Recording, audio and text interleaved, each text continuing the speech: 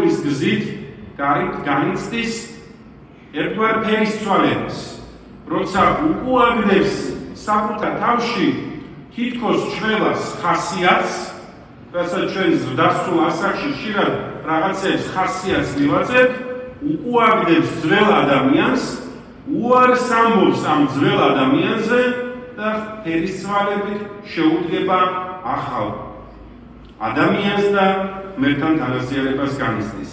ჭეშმარიტი სინანული ამ განზრახვით ყოველთვის სიხარულის მომნიჭებელია. რატო იცით?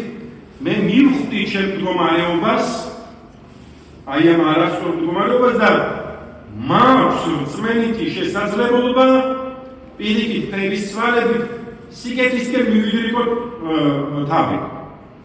ანუ მიხვედრა იმისა, რომ თქვა მე არასწორად ცხოვრობ, არასწორად მე გამიკეთებია ჩემს ხასიათში თუ ჩემ ჯოაში არასწორია, ამავდროულად არის ბედნიერების მომნიჭებელი.